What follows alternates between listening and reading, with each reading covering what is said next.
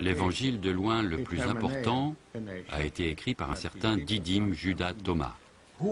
Qui était Didyme Thomas? Didyme Judas Thomas était l'un des frères de Jésus.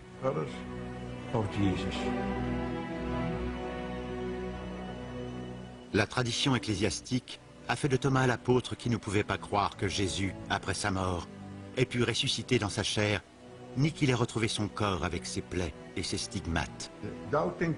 Thomas le sceptique est à présent le plus fidèle disciple de son maître. Celui qui comprenait le mieux son frère? Selon l'évangile de Thomas, oui. On pense que le document attribué à Thomas, bien qu'il ait été écrit plus tard, date d'avant les évangiles canoniques et qu'il reflète très fidèlement l'époque où l'enseignement de Jésus était encore frais et vivant. Je trouve stupéfiant que les chrétiens ne se soient pas précipités pour lire l'évangile de Thomas et tous les autres merveilleux manuscrits qu'on a découverts. Et je crois que ça en dit long sur la mainmise de l'Église romaine. Ces documents sont toujours ignorés, considérés comme hérétiques et dangereux. Ils le sont en effet. Ils sont hérétiques et dangereux du point de vue du dogme, parce qu'ils le remettent complètement en question.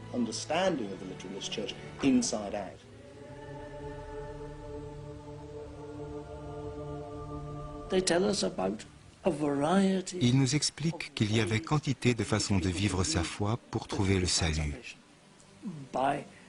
Par la contemplation, en propageant l'étincelle divine qui est en chacun de nous. On peut communiquer avec Dieu en le cherchant en soi-même, mener une quête individuelle du divin, sans l'aide des prêtres ni des évêques. Voilà qui paraît séduisant. Le gnosticisme est extrêmement séduisant, particulièrement pour les esprits modernes, parce qu'il offre une religion individuelle, pas une religion proposée par une église. Et je crois que son heure a sonné. À mon avis, c'est ce que les hommes ont toujours cherché, trouver seul une divinité. Mais là, je simplifie un peu, parce qu'en fait, c'est très compliqué. C'est un peu comme si on se trouvait dans un bain de mousse avec des milliers de bulles de savon qu'on prend dans les yeux. C'est à la fois aveuglant, déroutant, et ça vous purifie.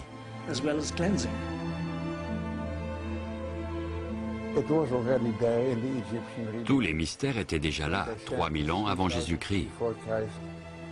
Quand la religion égyptienne disait que l'homme, une fois sa vie finie, devenait Osiris et s'intégrait à la divinité. C'était le concept fondamental de tous les mystères qui ont existé dans les mondes grecs et romains. Les mystères d'Isis, de Mithra, d'Adonis, etc. L'idée était la même. Il y a dans l'homme une étincelle divine dont il n'a pas conscience, qui est cachée en lui et qui doit être ravivée par l'initiation qui, au bout du compte, le mènera à la transformation.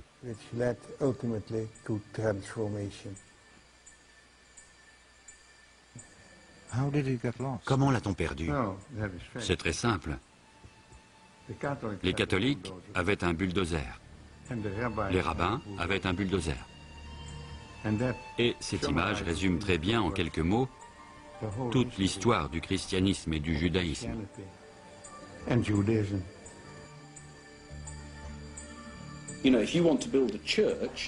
Quand on veut bâtir une église, il suffit de déclarer que le salut des hommes n'est possible que par cette église et par elle seule, et par le représentant de Dieu sur terre qui est le pape.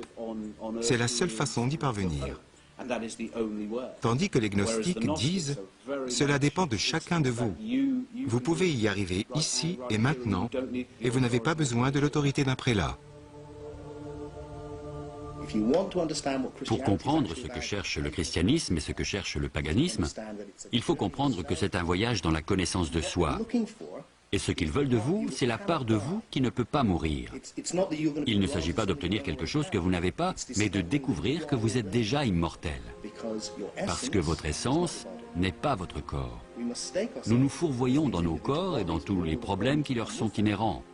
Le fin mot de l'histoire, c'est que nous devons mourir en tant que corps, c'est la crucifixion de la matière, qu'il nous faut ressusciter pour recouvrer notre identité véritable, celle de fils de Dieu, de Christ, d'Osiris Dionysos.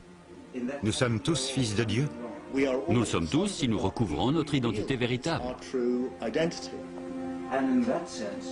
Si bien que le mythe tout entier, l'histoire de la crucifixion du Christ et de sa résurrection, est un modèle pour chacun d'entre nous. Un modèle, oui, précisément. Un modèle qui peut nous conduire à l'initiation.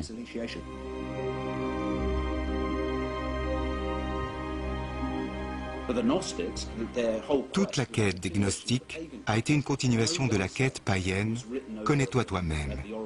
C'est ce qui était écrit au-dessus de l'oracle de Delphes. Et telle était la quête de Platon et de Socrate. Les gnostiques ont poursuivi cette quête, une quête rendue difficile par sa nature même. Il faut en faire l'expérience, il n'y a pas de moyen de l'éviter. Une fois que cette quête se transforme en religion, il vous suffit de croire que telle personne l'a fait pour vous, et vous irez au ciel.